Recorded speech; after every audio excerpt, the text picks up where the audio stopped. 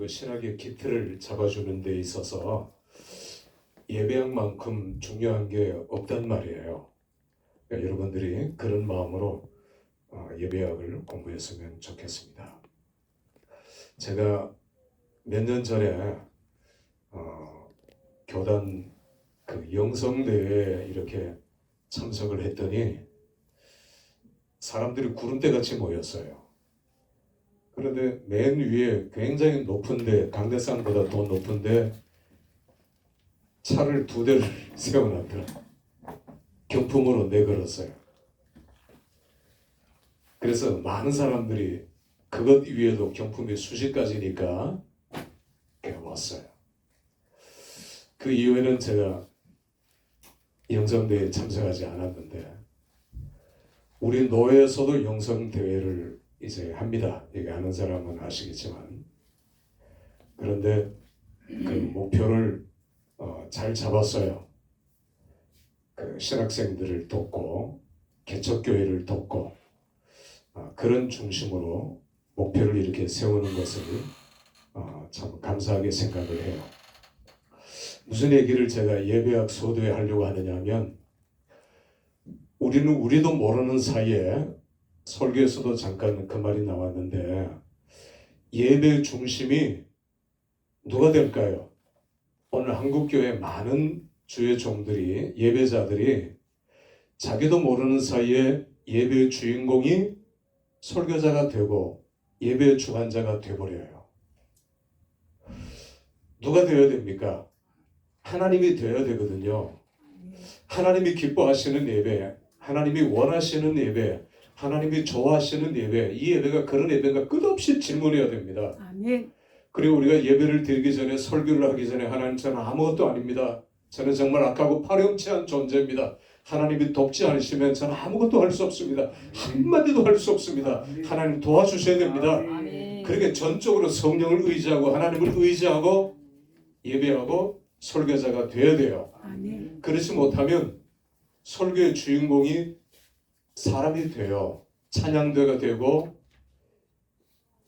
순서를 맡은 사람이 되고 설교자가 되는 경우를 우리는 너무 많이 보고 있는데 그걸 몰라요, 정작. 그런데 이 의식을 깨닫고 있는 사람은, 여러분들은 그걸 알아야 돼요. 이 예배의 주인은 누군가? 이 예배의 주인공은 누구신가? 아멘.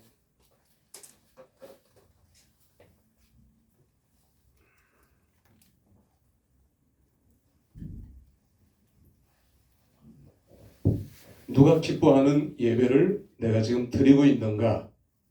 그러니까 늘 거기에 대한 끊임없는 기도, 끊임없는 질문, 끊임없는 무릎 꿇음이 우리에게 필요합니다. 아멘. 할렐루야. 아멘. 이게 예배학의 첫 시작이에요. 이 예배가 하나님이 기뻐하시는 예배인가? 내가 기뻐하는 예배인가? 내가 좋아하는 예배인가? 늘 물어야 된다는 거죠. 예배학을 시작하면서 저는 이사야 6장을 텍스트로 꼽고 싶습니다. 여러분이 알듯이 이사야 6장은 여러 가지 주제로 불리워요.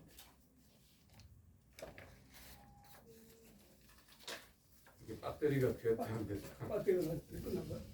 배터리 금방 끝나. 안 되는데 아예.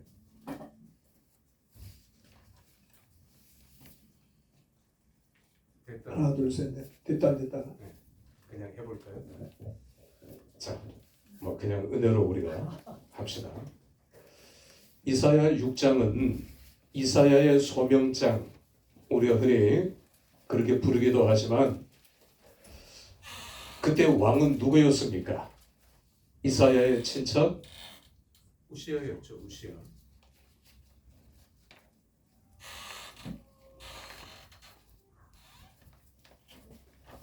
저쪽 마이크 한번 써볼래? 저쪽에. 꺼졌다 들어왔다 계속 이걸로 하면 끝까지 이렇게 될 것 같은데. 자, 이거는 제가 지금 성대가 안 좋아서 이걸로 합시다. 똑같아요. 자, 그래서 계속 꺼져. 배터리가 손이 안 되나요, 저게요? 이걸 좀 해보세요. 배터리 바꿔.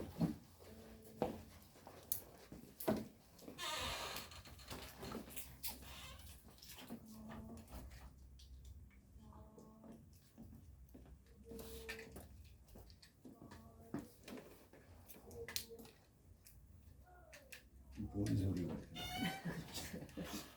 잘안 돼요? 어디 방언을 하고 있나?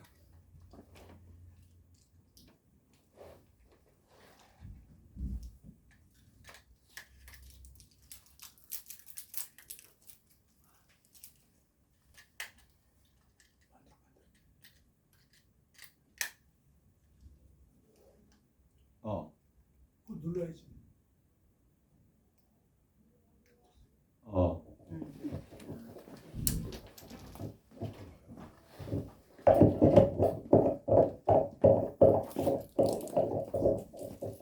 우시아가 왕이었을 때 우시아는 다윗 이후에 가장 강력한 왕이 우시아입니다. 우리가 우시아 신드롬이란 그런 표현을 쓸 정도로 요즘 우시아 신드롬, 우시아는 정치, 경제, 군사, 농업 모든 분야에 있어서 탁월한 존재였어요. 우시아는 공성 무기도, 성을 때려부시는 무기도 만들었고요.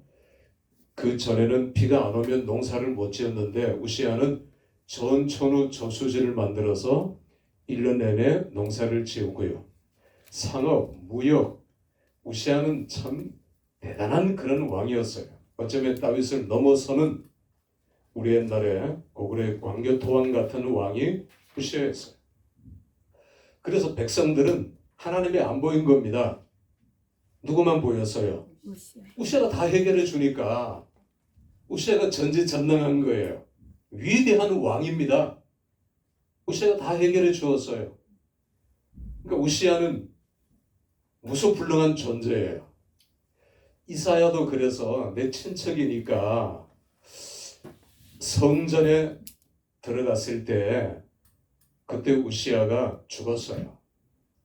왜 우시아가 죽었느냐 하면 아까 그 교만이라는 주제를 계속 얘기했는데 우시아가 내가 왕인데 왕이 제사장보다 못한 게 뭐냐?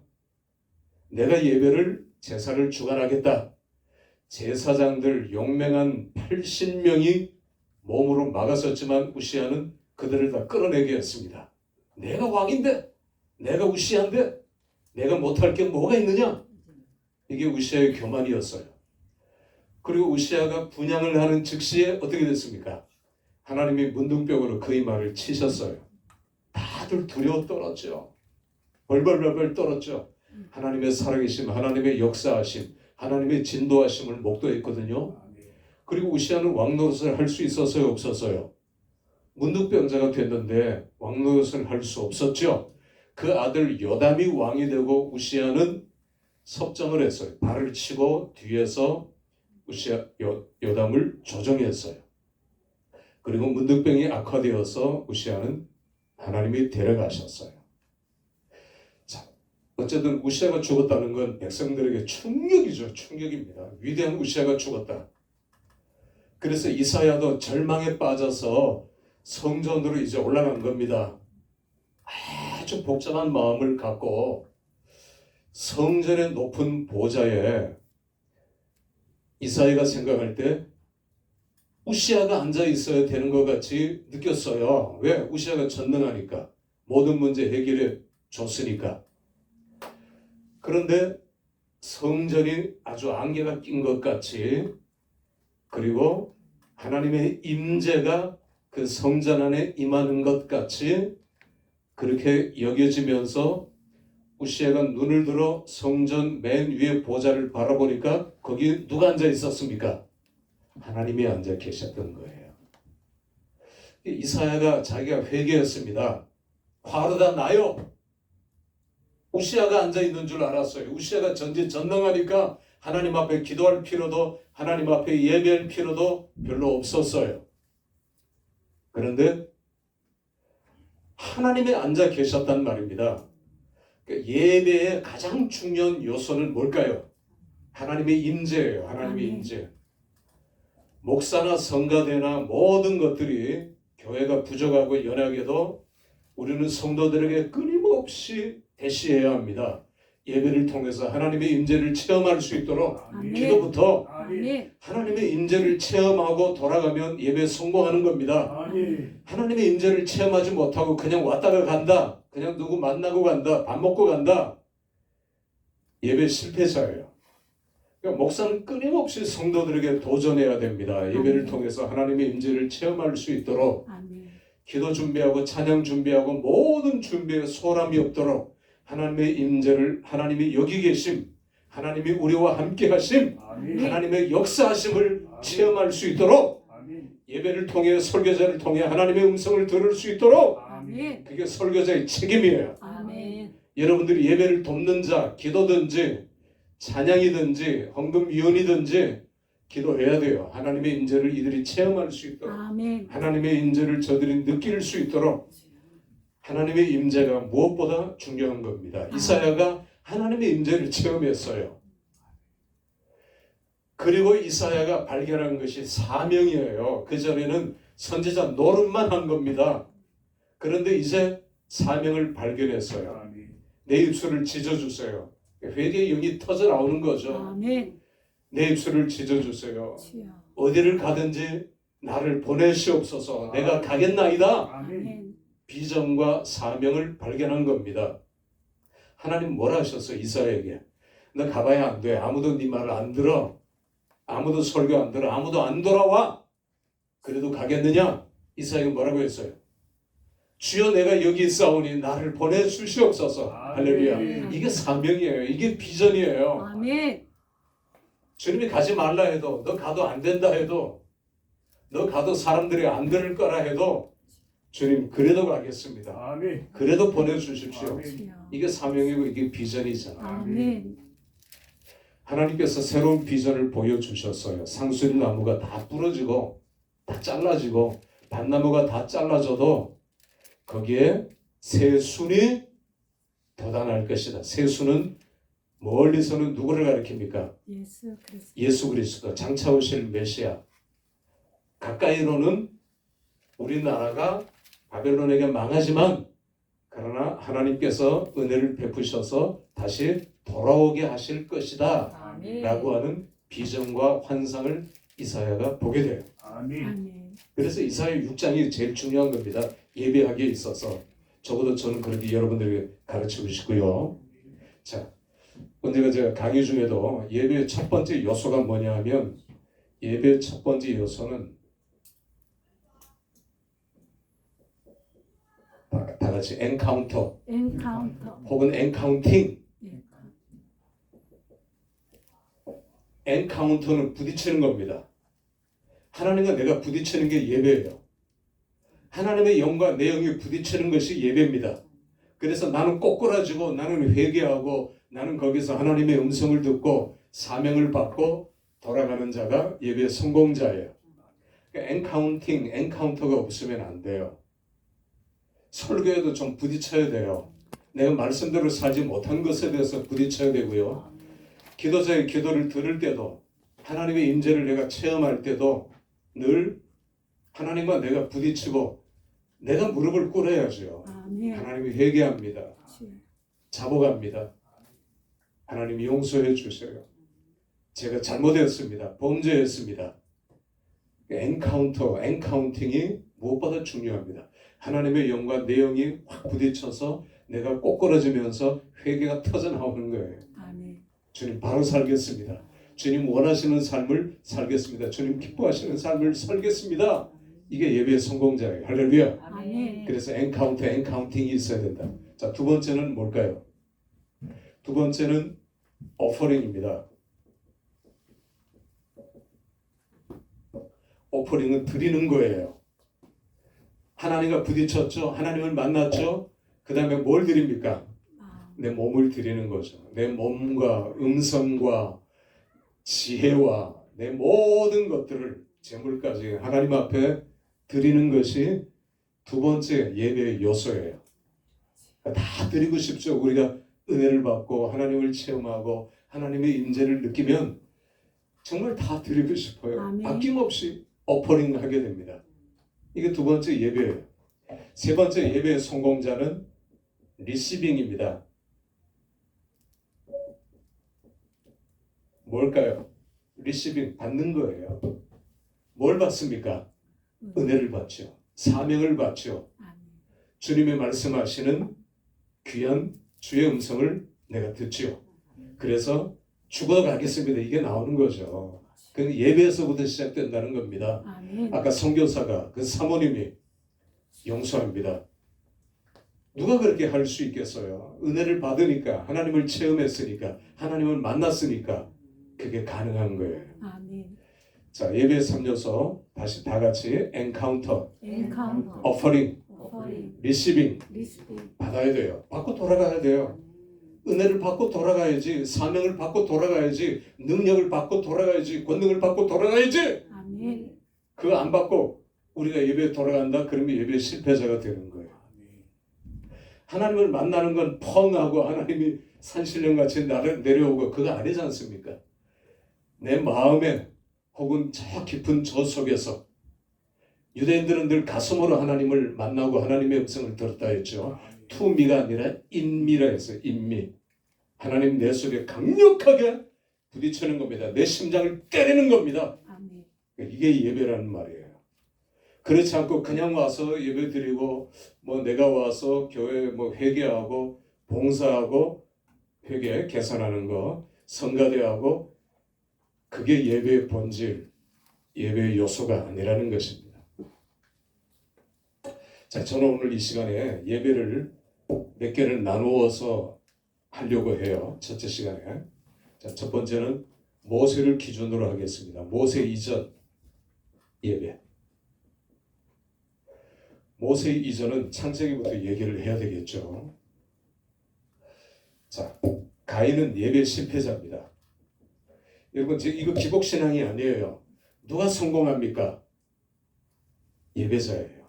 예배 승리자입니다. 누가 복을 받습니까? 예배자입니다. 아멘. 이 기복신앙이 아니라고요. 가인은 왜 실패했습니까? 왜 저주를 받았습니까? 예배 실패자였기 때문에 그래요. 자, 이게 핵심입니다. 예배학의 결론이기도 합니다. 예배 성공자, 예배 승리자가 복을 받아요. 이건 아멘. 기복신앙이 아니란 말입니다. 여러분, 복 받는 사람들 보셔요. 다 예배 중에 은혜를 받고 아까 하나님을 만나고 예배 중에 사명을 받고 고백하고 그런 사람들이 복 받는 거죠. 이미 복을 받은 사람들이고요. 할렐루야. 네. 여러분들, 자, 가인은 하나님 앞에 제물을 드릴 때 그러니까 예배 요소잖아요. 제물 제일 중요하고 오퍼링. 제물을 드릴 때 가인은 뭘 드렸나요? 땅의 소산으로. 창세기 3장 땅의 소산으로. 왜 가인이 땅의 소산으로 제물을 드렸을까요? 가인이 왜? 자기가 농사 지었으니까. 난 농사꾼이니까 내가 농사 지은 걸 하나님 앞에 드리면 하나님이 받으시겠지. 근데 하나님이 안 받으셨어요. 가인이라는 인격, 가인이라는 삶, 가인이라는 재물 싹 다 거부하셨어요. 그런데 아벨은 받으셨단 말입니다. 아벨은 뭘 드렸나요? 양의 첫 새끼. 그게 뭘 의미하느냐? 피, 희생, 생명. 하나님이 원하시는 제사는 누구 겁니까? 아벨과 그 인격, 예물, 그걸 몽땅 다 받으신 거예요. 아멘. 아벨은 물론 양을 치는 자였지만 아벨도 농사를 일부 지었을 겁니다. 농사를 지어야 먹고 사니까. 이걸 우리는 상황윤리라 해요. 상황윤리. 하비 콕스 이런 사람들이 주장한 건데 여러분 우리가 왜 예배에 실패하느냐? 상황윤리를 자꾸 앞세워요. 가인의 예배가 되기 쉽습니다. 나 농사 지었으니까 땅의 소산물로 드리는데 하나님 받으려면 받고 안 받으시려면 받지 말고 이거거든요. 하나님이 그 마음과 중심을 아신 거예요. 하나님께서는 아담에게 가죽옷을 지어 입혀 주셨어요. 그 가죽옷은 아마 양가죽이었겠죠. 유추 해석하면. 그러니까 양이 희생됐어요. 양이 제물로 바쳐졌어요. 양이 피를 흘렸어요. 그리고 하나님께서는 그 예배를 받으셨어요. 그 제물을 받으셨어요. 아담은 그걸 자식들에게 가르쳐 주었어요. 창세기에는 생략됐지만, 그런데 가인은 내 고집대로 이걸 자기 의에 근거한 믿음이라고 하죠. 내 생각입니다. 그냥 내가 농사 짓는데 나 이것밖에 없는데 하나님이 이거 받으셔요. 강압적으로. 이게 가인의 생각이었어요. 가인의 말이었고요. 하나님 진노하신 거죠. 가인을 거부하셨단 말입니다. 인격 자체, 삶 자체, 예배 자체, 재물 자체를 거부하셨어요. 예배의 실패자가 되니까 인생이 꼬여지는 거죠. 인생이 실패하는 겁니다. 미움이 들어오고 시가 들어오고 질투가 들어오고 살인이 들어오는 거잖아요. 그러니까 예배가 실패하면 자꾸 우리가 딴 마음을 품게 된다는 말이에요. 딴 생각을 품게 된다는 말이에요.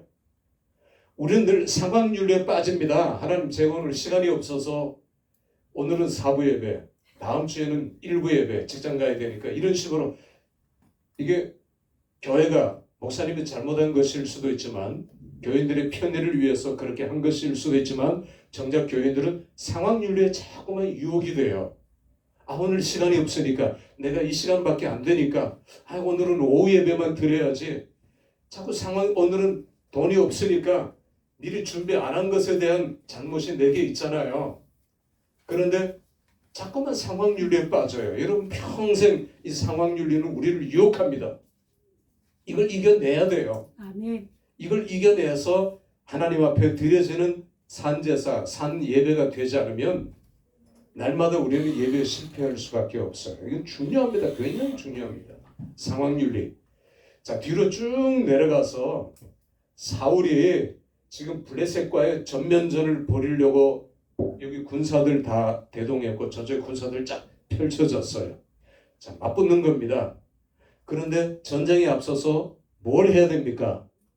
제사, 예배를 드려야 되거든요. 그런데 예배는 누가 드립니까? 그 당시에 선지자가 누구예요? 제사장이면서 선지자인 사무엘. 사무엘이 와서 사무엘이 드려야 돼요. 근데 사무엘이 안 오는 겁니다. 사울이 미치고 환장할 지경이에요. 사무엘이 와서 예배를 주관하고 예배를 드려야 되는데 나는 왕이지만 예배 주관자가 될 수는 없었죠. 근데 안 오는 겁니다. 저건 지금 막 소리를 지르면서 쳐들어오기 일보 직전이에요. 사울이 어떻게 했습니까? 어쩔 수 없지 뭐. 상황윤리에 빠진 거예요. 사울이 예배를 주관했어요. 딱 예배가 끝나자마자 누가 도착했습니까? 사무엘이. 마치 드라마같이 사무엘이 그걸 아는 것 같이 사실 다 알고 있었어요. 사무엘은 사울이 어쩌나 보고 있었어요. 그래서 사무엘이 이 말을 했죠. 하나님이 당신을 너를 버렸다. 너를 버리고 새로운 왕을 하나님께서 세우시겠다고 나한테 말씀하셨다.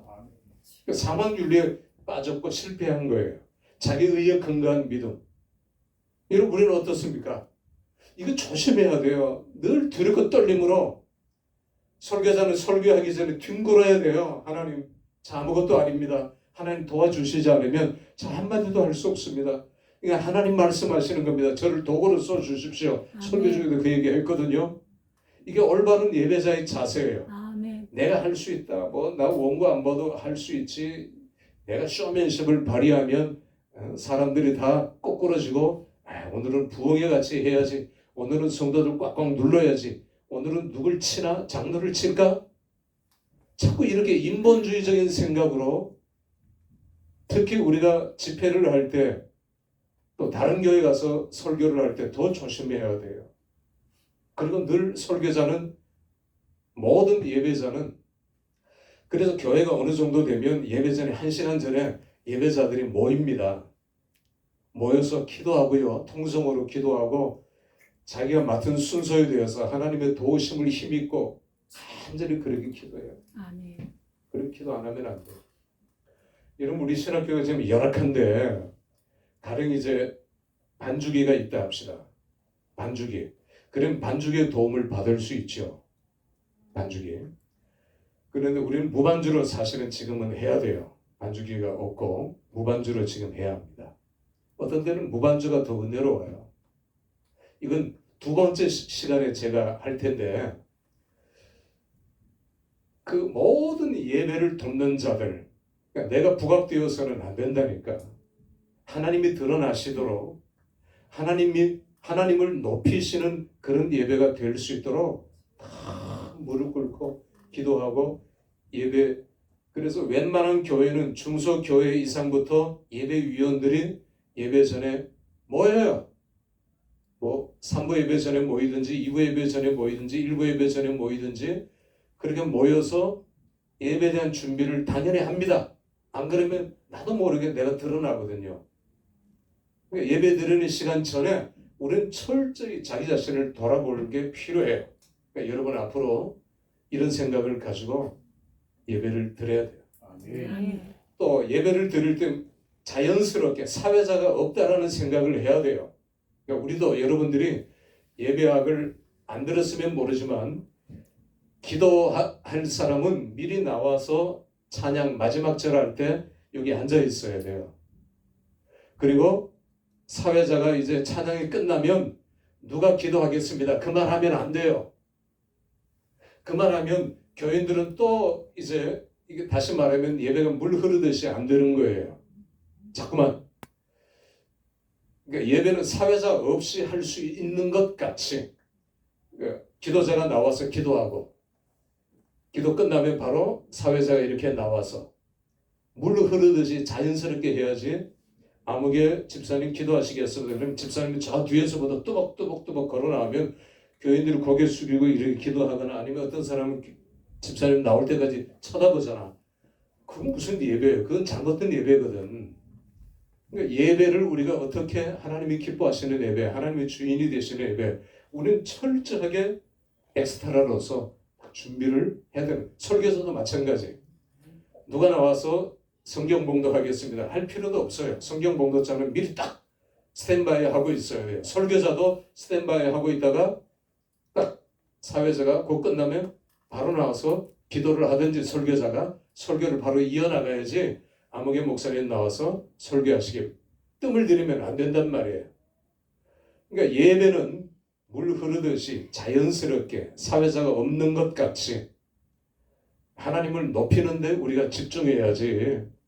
순수 누가 맡은 자가 순수하고 기도하고 사회자가 드러나고 설교자가 드러나고 물론 은혜를 끼치고 하나님의 인재를 체험하게 하지만 다음 주부터 우리 제대로 안 됐지만 그렇게 하셔야 돼요. 그렇게 하시고 자 조금 더 얘기하죠. 반주기가 없으면 반주기가 없는 대로 하면 돼요. 오히려 그게 더 은혜롭지.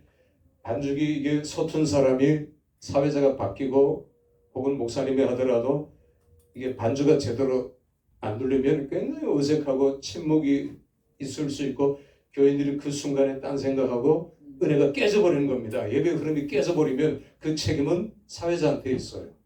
목사님한테 있고요. 하나님 앞에 드리자는 예배를 이렇게 준비 없이 한다?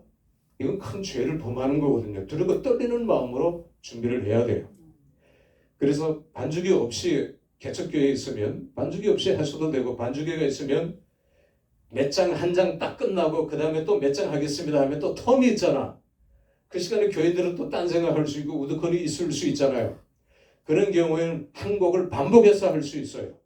혹은 반복해서 하다가 그 후렴 반복이 또 있어요. 후렴을 반복해서 또 할 수 있습니다. 그렇게 하면은 한 5분까지 할 수 있거든요. 이렇게 해서 예배 막힘이 없어야 돼요. 예배 흐름이 끊어지면 안 돼요. 이건 굉장히 중요한 겁니다. 예배를 정말 프로답게 해야 되거든요. 이건 둘째 시간에 제가 더 자세하게 언급하도록 하겠습니다. 자, 여기 다시 앞으로 돌아오면 상황윤례에 우리가 빠지지 말자. 모세 이전의 예배예요. 상황윤례. 두 번째는 우리가 창세기부터 보면 성 쌓는 자가 나오죠. 이건 제가 언젠가도 얘기를 했던 그런 말입니다. 성 쌓는 자, 최초로 누가 성을 쌓았습니까? 최초로 성을 쌓은 자. 자, 봐라. 내 가족의 안전을 위해서 나는 서쪽으로 가서 성을 쌓을 거야 하면서 자기를 위해서, 가족을 위해서 성을 쌓은 최초의 성 쌓은 자가 누굽니까? 가인이잖아요. 창세기 보면 3장 가인이 최초로 성을 쌓은 자예요. 그러다가 창세기 4장 계속 가인의 후예들이 나옵니다. 성 쌓는 자의 후손이 계속 나와요. 클라이막스가 라멕입니다. 그러면서 10장에 가서 성 쌓는 자의 절정, 가는 데마다 성을 쌓아요. 그 사람이 니무롯이에요. 니무롯. 10장에 나오는 니무롯은 아수르에 가서 아수르라는 나라를 세우고 그 아수르의 수도 니누에 성을 쌓았어요. 이게 창세기 10장에 나오는 겁니다. 성을 쌓는 전문가예요. 니누에 성을 쌓았어요. 그 다음에 또 바벨탑을 쌓았어요. 이게 절정입니다. 니무롯이 아주 악한 자고 독재자거든요. 그러면서 니무롯이 바벨탑을 세운 것이 성 쌓는 자의 절정입니다. 바벨탑이 성입니다. 왜? 성경에 보면 성과 성이에요. 그냥 탑 하나가 아니에요. 성과 대는 성을 연결시켜 주는 거예요. 포트리스 요새입니다. 요새. 요새를 만든 거예요. 우리가 성경을 똑바로 읽어야 돼요. 그냥 바벨탑 하나를 딱 세운 게 아닙니다. 성경을 자세히 읽어야 돼요. 성과 대를 쌓았어요. 요새. 이걸 포트리스 멘탈리티라고 합니다. 요새의식. 그러니까 우리도 모르는 사이에 자꾸만 요새의식이 생겨요. 제가 목회를 하고 정말 평탄하게 잘할 때 교회를 지었어요. 500평 교회를 지었단 말입니다. 그 다음에 목표가 뭐였냐 하면 교인들을 보고 늘 저쪽 벽을 다 밀면서 우리 기도하잖아요. 철야 예배 때. 벽을 밀면서 확장하는 기도를 하는 거죠. 그러니까 제가 잘못됐는데도 잘못됐다고 느껴지지를 않았어요. 왜? 교회가 확장해야 되니까. 그래야 더 많은 성도들이 모일 수 있으니까. 그런데 옆에는 연립이 있었단 말이에요. 4층짜리 8가구 밑에 식당이고 이게 팔리겠어요?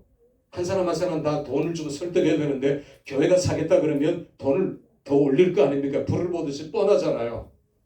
그런데 그걸 알면서도 이 연립을 사자 했어요. 사서 부교육자들 사택으로 하나씩 다 주고 그렇게 해서 교회를 확장하자, 교회를 넓히자. 4층 연립에다가 땅도 있었거든요. 그렇게 해서 준비위원회 이제 만들어지고 장로님 한 분을 이제 준비위원으로 세우고 그 사람들하고 교섭하는 거예요. 얼마를 주면 팔겠느냐. 그래서 그걸 다 샀어요. 별로 하면 안 하는. 그 진짜 놀라운 일입니다. 돈을 달라는 대로 다 줬어요. 근데 우리한테는 이게 필요해요. 그래야 교회를 확장할 수 있으니까. 빚 없이 그걸 샀어요. 교인들이 은혜 받으니까 다 헌금으로 해버린 겁니다. 그 어마어마한 돈이죠. 연립 하나에 옛날에도 몇 억씩 했으니까. 자, 그런데 그 다음에 제가 어떤 교인들한테 어떤 비전을 선포했을까요? 이게 제가 참 무지했어요. 기도원. 이게 오늘 교회들이 다 선택하는 코스입니다. 교육관에 있으면 그 다음에 기도원, 그 다음에 양로원 이런 걸로 교회가 계속해서 확장을 하는. 그 다음에 교회를 또 한 번 더 크게 짓는 것. 저도 몰랐어요. 완전히 깨어지고 넘어진 이후에야 그걸 알지. 그 당시에는 암만 누가 얘기해도 우리가 예배가 중요한 건 예배 전에 엎드리고 기도하고 내가 깨주고 내가 부숴주고 내 가슴을 치면서 기도하고 회개하고 그렇게 강단에 서야 조금 덜 교만하지. 내가 주인공이 되고 내가 이걸 제시하면 교인들이 우르르 따라오고 그게 도취된 거죠. 교인들이 헌금하고 그날 벌어서 다 가지고 오고 그 어마어마한 금액들이 장사하는 사람들이 유행이 됐어요. 내가 오늘 본 거 다 가져오는 겁니다. 교회로. 그러니까 그 역사들을 이루어 나간 거죠. 뭐에 홀린 것 같이. 근데 그게 하나님이 원하시는 것이 아니었더라고요. 그걸 나중에 알게 된 거예요. 어떻게 알게 됐냐면 몇 사람이 브레이크를 걸고 저를 죽이려고 하고 그때서야 자신을 돌아보게 된 겁니다. 그 전에는 몰랐어요. 자, 바벨탑을 쌓은 성 쌓는 자 니므롯 이게 바벨탑이 그냥 탑이 아니라는 겁니다. 우리가 흔히 영화에서 보고 거기서 보는 거는 그냥 잘못된 거예요. 그거하고 그 옆에 부속물들이 요새들이 옆에 세워져 있었던 거예요. 같이 커다란 성과 커다란 요새예요. 그 바벨탑만 있었던 것은 아닙니다. 뭐 유튜브 보고 이렇게 보면은 다 그렇게 나오는데 그 성경을 잘 몰라서 그런 거예요. 우리 성경을 보면은 10장에 성과 대를 쌓아 그렇게 나와 있잖아요. 히브리 원문을 몰라도 성과 대 요새는 말이에요. 그러니까 우리도 모르는 사이에 아까 제 얘기로 돌아가면 나도 모르게 사업을 하더라도 자꾸만 요새 의식 이렇게 해서 내가 확장하고 이게 하나님이 기뻐하시는 거고 적어도 내 동기 중에 내가 1등 해야지. 제가 그랬거든요. 동기 중에 완전히 1등이었거든요. 그런데 그게 제게 족쇄가 되고 그걸 깨닫지 못했어요. 다 대부분 그렇습니다. 못 깨달아요. 대부분. 교회를 조그만 한 도시에서 뭐 서울 한 구에서 동네에서 처음 교회를 짓는 옆에 교회보다 나중에 교회를 지을 때 그 교회가 더 크게 짓죠. 당연히 빚을 얼마나 끌어들이든 그렇게 해야지 지어진 그 교회보다 누가 적게 짓습니까? 아무리 돈이 없어도 이게 목사의 심리고 교인들의 심리가 자꾸만 교회를 이렇게 떠받치는 거예요. 우리가 다 쏟고 있는 겁니다. 우리가 다 잘못하고 있는 거예요. 상황윤리에 빠져 있는 거고요. 자꾸만 성과 대를 포트리스 멘탈리티라고 그랬죠. 이걸 해서 내 자식을, 내 가문을, 내 집안을 더 번성하게 만들고 내 사업을, 내 교회를 더 번성하게 만들고 이게 하나님 기뻐하시는 걸 거야. 이게 내가 하나님 앞에 갈 때 자랑거리가 될 거야. 하나님이 나를 인정해 주시는 것이 될 거야. 천만의 말씀, 만만의 콩떡이에요. 그렇지 않잖아요. 교인 몇 명이든 그 앞에 진실한 성도. 아멘. 그래서 저와 우리가 깨달은 것은 한 섬에 인구가 10명밖에 없는데 그 10명을 다 복음화시키고 아멘. 거기서 목사가 평생 미역따고 전복 건지면서 그렇게 일생을 그 섬에서 마쳤다면 그 목사님은 서울에 몇천 명, 몇만 명 모이는 목사보다 천배, 백배, 만배나 더 훌륭한 목사라는 겁니다. 아멘. 우리가 이걸 알아야 되거든요. 아멘. 그냥 섬에서 몇 명 놓고 목사한다 무시해버리잖아요. 목사들은요 아주 이상한 게 있어요. 내가 목회를 합니다. 교인이 100명 모입니다. 그런데 물어봐요. 목사님 주일날 대예배 때 몇 명 모입니까? 저는 105명 모입니다. 그럼 운매 내가 기가 죽어. 이게 이상한 심리예요. 잘못된 심리란 말입니다. 그리고 거기서 분하고 원통한 마음이 생겨서 교회 가서 교인들을 아주 또 혹사시켜요. 그래서 목사님이 세미나 한번 갔다 오면 교인들이 벌벌 떨어요.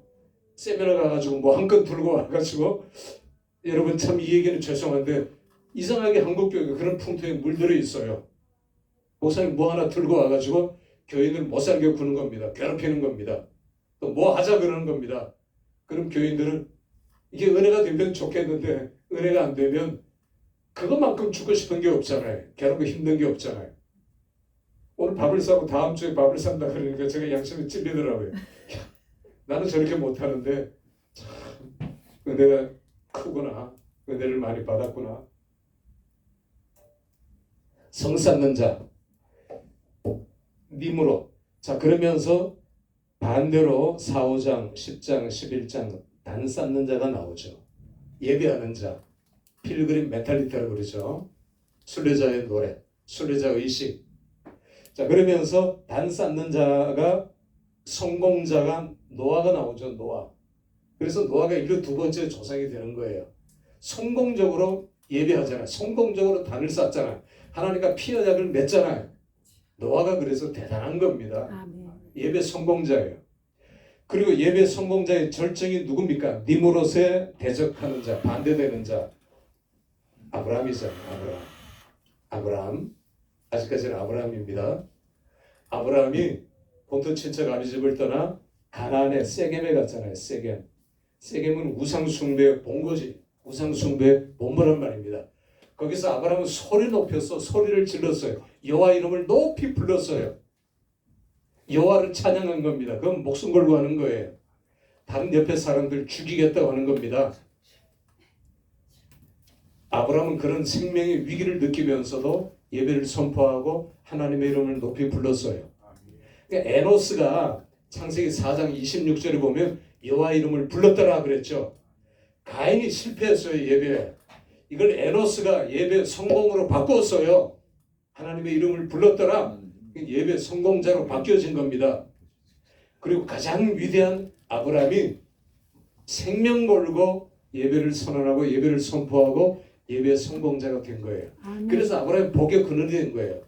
축복의 통로가 된 거예요. 아멘. 그러니까 제일 힘든 게 사실은 예배예요. 예배가 정말 힘들어요. 그러나 신령과 진정으로 기쁨으로 목사님이 그런 모습이 보이고 그러면 성도들도 따라해요. 한 명만 예배 은혜가 되고 예배 성공자가 되면은 교회가 확 바뀝니다. 아멘. 한 명만 은혜를 받으면 그 한 명에게 계속 때려야 돼요. 포커스를 맞춰야 돼요. 그 은혜 받는 사람 한 명 있을 거 아닙니까? 아무리 작은 교회라도 그 한 명을 위해서 기도하고요. 설교할 때도 계속 쳐다보고요. 그렇게 해서 그 한 명이 은혜를 정말 받아야 돼요. 아멘. 그럴 때 그 사람도 아브라함이 되지만 복의 근원, 축복의 통로. 이게 요새 의식을 가진 사람과 성 쌓는 자와 예배하는 자가 쫙 나눠지잖아요. 계보가. 그러면서 아브라함 때 족장 시대 예배 성공자, 예배 승리자가 계속해서 되는 거예요. 아멘. 그러니까 복 받아라, 복 받는 방법 이런 얘기할 필요가 없단 말입니다. 뭘 하라? 예배 성공자가 되라. 아멘. 신령과 진정으로 하나님 앞에 예배하는 자가 되자. 아멘. 목사가 그걸 보여주면 교인들 따라와요. 요즘은요, 목사가 주의 일을 하다가 피를 토하고 피를 흘리고 쓰러져 죽잖아요. 교인들은 사마리아인들 같이 아무도 안 쳐다봅니다. 그냥 갑니다. 그런데 목사가 정말 성도들을 위해서 피 흘려 기도하고 눈물로 흘려 기도하고 교인이 몇 명이든지 자기 사모 한 사람만 있다 할지라도 그렇습니다. 그런 마음과 그런 중심으로 예배 성공자가 되면은 한 명입니다. 저는 제 경험상 교회가 부흥하고 교회가 성장하는 데는 한 명만 필요해요. 한 명이면. 가을에 추수 다 하잖아요. 혹시 다 밭에다 쌓아놓잖아요. 누가 불 지릅니까? 사모님. 불 지르는 사람이 누구예요? 누가 불 질러요? 거기다가. 예? 괜찮아요. 얘기해 보셔요. 얘기해 보셔요. 미친놈이에요.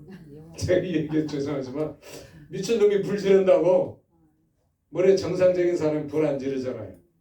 그러니까 우리 하나님 앞에 정말 한 사람만 미쳐 있으면 할렐루야. 아멘. 제가 좋은 표현을 쓴 겁니다. 정말 하나님 앞에 아까 설교할 때 같이 하나님 앞에 정말 미쳐 있으면 내가 목사가 하나님 앞에 정말 미쳐 있는 게 교인들 눈에 보이면 그 예배 성공자가 되면은 아브라함 같이 복을 받지 말라고 해도 하나님 복을 주신다는 말이에요. 할렐루야. 그러니까 이걸 우리가 예배하기 위해서 가르치고 제가 빌드업을 계속해서 해나가지만 그러나 성 쌓는 자가 얼마나 중요한가 이게 아니라는 거죠.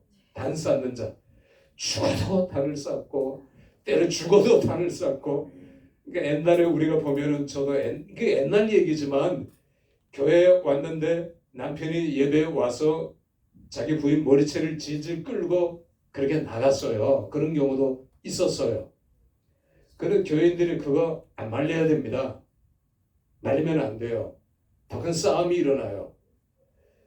그 당사자가 정말 부끄럽고 창피하고 본인 스스로 뛰어넘어야 돼요. 뛰어넘게 우리 같이 기도하자 해야 돼요. 우리가 신앙생활하면 부끄러운 일 많이 하거든요. 교회에. 한 번은 담배를 못 끊는 집사가 있었어요. 그런데 옛날에는 반팔 티에다가 여기 요런 데 담배값을 놓고 교회에 온단 말입니다. 옛날에. 그러니까 내가 담배 피는지 나도 알고 내 와이프도 알고 목사님도 알고 다 알아요. 여기 멀리서 봐도 담배값이 여기 보이니까. 그런데 예배 끝나고 목사님의 앞에서 교인들 쭉 나가는데 다 인사해요. 그러니까 이 집사가 담배는 꼴초라도 이사성 굉장히 밝아요. 아이고 목사님 오늘 은혜 많이 받았습니다. 하는데 담배가 계피가 구멍으로 줄줄이 우르르 줄을 지어서 떨어지는 겁니다. 그러니까 이분이 소장사예요. 얼굴이 시커먼데 얼굴을 들지를 못하는 거예요. 옆에 와이프가 있었는데 부끄러워서 둘 다 어쩔 줄을 몰라요. 교인들은 옆에서 뭐 담배 주워주는 사람도 있고 그렇게 하는데 이 사람이 정말 망신, 개망신, 하나님 망신, 내 망신, 가부식계 망신을 당했어요. 그 다음 주일 교회 올까요? 안 올까요? 올까요? 안 왔을까요? 왔어요. 그러니까 여러분 같으면 얘기를 해봐요. 안 왔을 거다. 안 왔으면 그걸로 끝난 거죠. 이 사람은. 오더라고요. 저도 봤어요. 오. 이 사람이 교회 올까 안 올까? 왔어요? 그래서 제가 설교 제목을 갑자기 내용을 바꿨어요. 우린 예수 믿으면서 한 번씩 망신 당해야 됩니다. 하나님 앞에 망신 당하고 그걸 이겨내야지. 내가 교회에서 조금만 망신 당했다고 교회 안 나오고 교회 옮기고 조금만 내 자존심 상하게 했다고 목사가 교회 옮기는 게 다반사잖아요. 그럼 그걸 이기면 그 사람은 예배 성공자가 되는 거예요. 아멘. 그런 위기, 그런 유혹, 또 그런 어려움들을 우리는 신앙생활하다 다 한 번씩 겪을 수 있어요. 오해를 당하잖아요. 식사하는데 가령 여기 손정수 목사님 사모님 오셨는데 오해 많이 당하셨죠. 얼마 안 됐는데 저희 집사람은요 그 화장실 앞에 누가 칼을 꽂아놨어요. 그 옆집에 사는 식당 하는 사람이 그 미신 하는 사람들이 그래요. 칼을 꽂아놓고요. 예배를 계속 방해하고요. 그런데 그 화장실이 얼마나 더럽냐 하면 그 사람들도 다 쓰니까 벽에 똥칠하는 사람도 있어요. 벽에 똥칠합니다. 어떤 사람이 똥칠할까요? 아까 얘기했잖아요. 새마을버스 운전하는 사람부터 그 아파트 단지에 꼭 한두 명이 있어요. 비 오면 내가 하나님이다 그래요. 그러니까 제가 옛날에 목회할 때 동사무소에 정신 이상자 그때 15,000명 한 동네 15,000명이었는데 정신 이상자가 300명이더라고. 300명. 지금도 그거보다 더 많을 거예요. 그러니까 비 오면 조금 헷갈리게 이 사람들이 정신이 조금 무슨 충격받았을 때 이럴 때 벽에 똥칠한 거 그건 누가 치웁니까? 도망가죠 다. 근데 그런 걸 그게 안 져요. 벽에 똥칠한 거는 잘 안 집니다. 락스 가지고 하루 종일 문질러야 돼요. 그러니까 그런 어려움들이 우리가 목회를 할 때 교인은 많고 적음을 떠나서 누구나 겪는 일들이잖아요. 한번 교회가 이제 점점 커지는데 그 여성교회에서 돌아가면서 이제 주일날 밥을 해요. 요즘도 그렇게 하는 교회들이 많죠. 더 큰 교회는 사람을 사서 합니다. 근데 그렇지 않은 교회는 이게 구역마다 요즘 구역이 없어졌잖아요. 그게 여성교회, 1여성교회, 15여성교회가 있었거든요. 그 여성교회가 15개, 남성교회 15개면 남성교회는 설거지하는 거예요. 그런데 어떤 여성교회가 식사하고 내려가서 봤더니 설거지 안 하고 도망갔어요.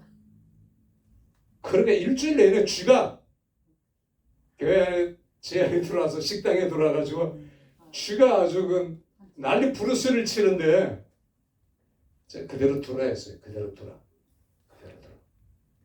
다음 주에 그 여성교회가 와서 묵묵히 그걸 치우면서 제가 시험 받아서 이 사람들 뭐 교회 안 나오고 그러면 그 사람들 믿음이니까 소관이니까 그런데 믿음이 그만큼 자랐는지 그걸 이겨내더라고요. 회개하고 목사님 잘못했습니다. 교인들한테 잘못했습니다. 반찬도 고기 반찬 나오고 그런데 우리가 교회 생활을 하다 보면은 시험 당하는 게 얼마나 많아요. 얼마나 교인이 한두 명이 있어도 시험 당하잖아요.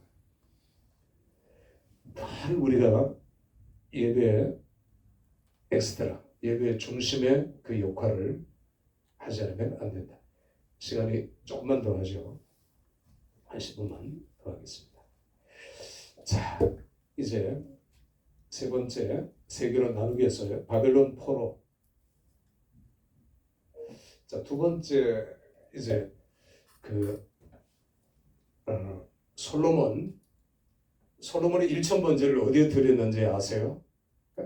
성경을 많이 알아도 잘 모르죠. 그래서 신학교가 필요한 거예요. 솔로몬이 1천 번제라는 것은 1,000번 번제를 드렸다는 게 아니에요. 성경 보면 우리는 오늘 교회에서 1,000번의 번제를 드린다는 것 조금 변형된 거고요. 그래서 한꺼번에 1,000마리의 소를 하나님 앞에 드린 1,000 번제예요. 솔로몬이 1,000 번제를 어디서 드렸을까요? 신당. 예? 신당. 산당이죠. 산당. 산당에서 드렸어요. 그러니까 산당은 뭐 하는 장소입니까? 우상 숭배하는 장소예요.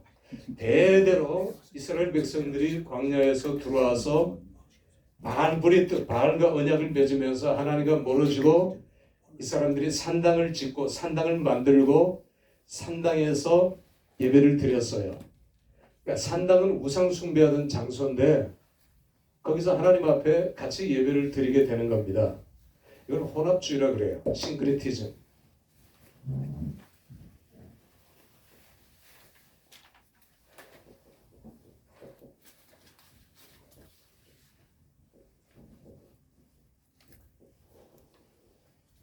혼합주의.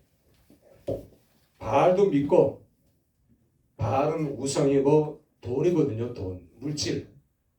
낙은 믿고 누구도 믿어요? 하나님도 믿어요. 그래서 바알을 제사를 드린 산당에서 하나님 앞에 예배드리고 거기서 또 바알신에게 예배드리고 솔로몬이 이걸 묵인하고 지가 그렇게 한 거예요. 1천 번제를. 우리가 솔로몬의 실패의 원인이 어디였을까요? 바로 거기서부터 시작된 거예요. 예배 실패자예요. 다윗은 그렇게 안 했잖아요. 그런데 솔로몬은 누이 좋고 매부 좋고 뭐 백성들의 신기를 건드리는 것보다 산당에서 우상 숭배하고 거기서 하나님께 예배드리고 이걸 혼합주의라고 해요. 우리가 목회를 하고 신앙생활을 할 때 하나님 믿어요. 믿지요. 하나님 안 믿는 목사가 어디 있어요? 믿어요. 내가 죽더라도 믿어요. 그런데 또 뭘 믿어요? 돈을 믿거든요. 돈을 믿거든요. 헌금 많이 하는 성도, 헌금 못하는 성도는 미운 털이 박히는 겁니다. 그럼 목사도 어쩔 수, 자기도 모르게 그렇게 되는 거예요.